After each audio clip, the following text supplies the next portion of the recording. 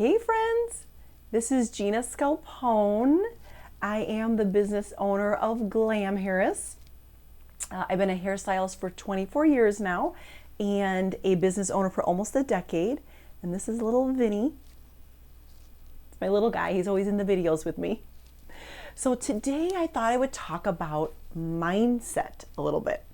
I've been in communication with many hairstylists who are feeling anxious and nervous, and they're commenting, they're telling me that they're broke right now.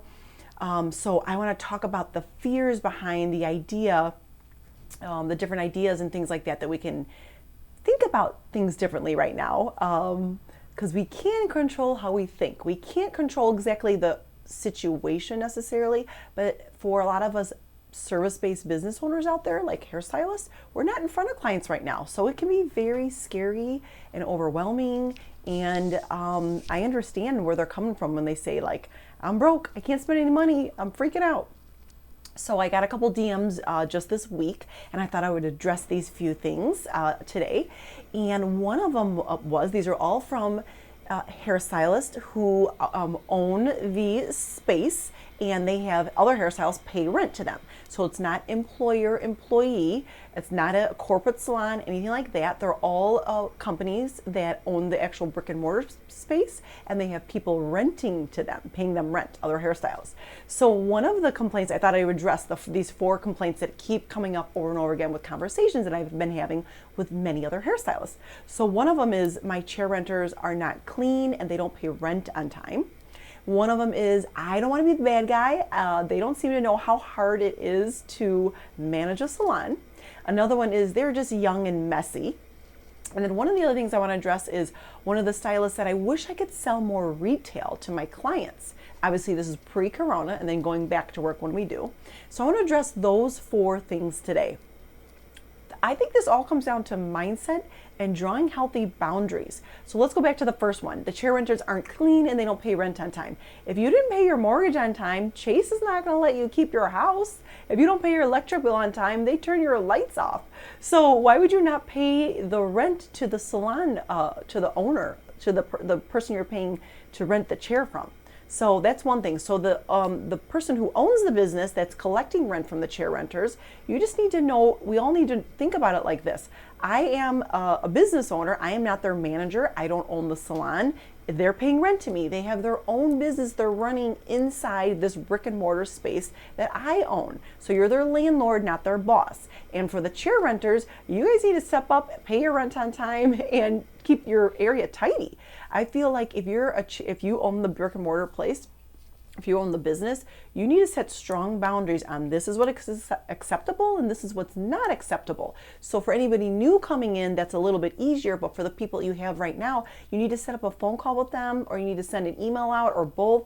You need to let them know what the rules are going forward. The rent is due on this day. If you're late once, you get a fee. The second time, I'm going to kick you out, or whatever your rules are. You have to have strict rules in place so they don't drive you nuts. You don't have time to be repeating yourself over and over again or looking for rent from people. Make them be responsible and respectful for your business. They don't have to be there if you don't want them there. So, and don't think about it as a scarcity mindset, like, oh, I have someone paying rent. I'd rather have no one paying rent than someone that's amazing. It's just like when you have a client that drives you nuts, you don't need that client. There's plenty of other clients out there that are amazing, that respect you, your craft, and your services, and your pricing. So the next thing is, the stylist didn't want to be the bad guy. And she said they don't know how hard it is for the other stylists, how it is to manage a salon. Yeah, you're right, they don't. So that's your place to be the leader and draw the boundaries and the rules and be very clear and communicate with them, and don't let them walk on you. That's just what it comes down to.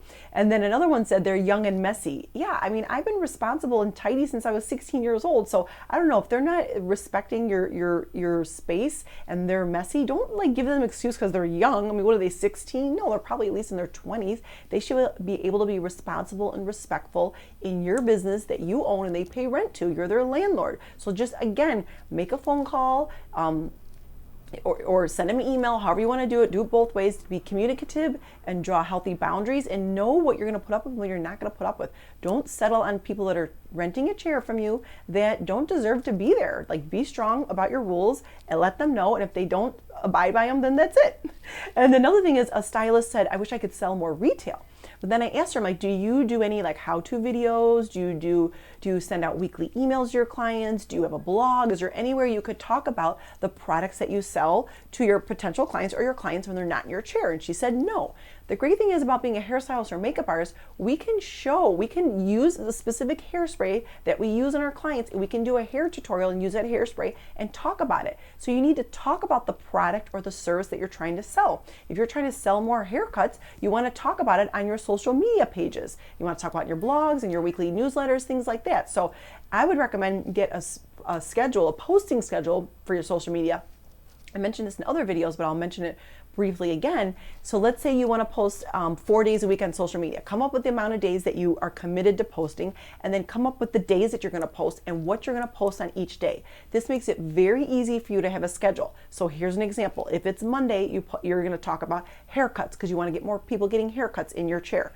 On Wednesdays, you talk about the products that you sell and why they're beneficial. On Fridays, you talk about things behind the scenes of the business that you do that your clients don't know of. And on Saturdays, you talk about your honey, your dogs, your kids, and have it all relate back to your business every time. So when your clients look at your page every Monday, they know, oh, she's going to post about a haircut she did and the benefits of this hairstyle for this type of client that has this type of lifestyle. Or she's going to talk about celebrity haircut and talk about the benefits of this haircut and different ways you could wear it. And on Wednesday, she's going to talk about, oh, this root lifting spray she uses, or this dry shampoo, or this, whatever it is. So getting in a habit of getting on a schedule and then show your expertise. I always say that, and I'll say it a million times again, show your expertise. It's very easy for hairstylists and makeup artists to show our expertise. It's not that tricky. And another thing is, a lot of hairstylists have the mentality that they're broke, they're not making money, which I understand a lot of them aren't right now. But a scarcity mindset that there's not enough money, there's not enough clients. This is the thing, people are still spending money. Have you guys bought something in the last 4 weeks that you didn't need? I think most of us have. Have you gone on Amazon? When you went to Mariano's, did you buy like cake or ice cream? You don't need it, but you want it. We've been buying a little extra wine lately. We don't need it to survive, but we want it because we've been drinking wine a little bit more these days at nighttime on the couch while we watch movies. So every one of us has bought stuff we don't need. So that's just a mentality that people aren't spending money, because they are. We are spending money right now. You're buying things that you don't need now, maybe not as much as you would before, but you're still buying things you don't need. We all are. So that's what I have for you guys today. I would love for you to sign up for my weekly emails. You can go to the link in my bio. And I send emails out every week, and I talk about business, and I talk about hairstyling tips and tricks, and I share all the things that I know. So if you want weekly emails from me in your inbox, then sign up for my emails, or you can go to glamharris.com/mindset, and you can sign up for the emails there. Thanks so much for watching. Bye, guys.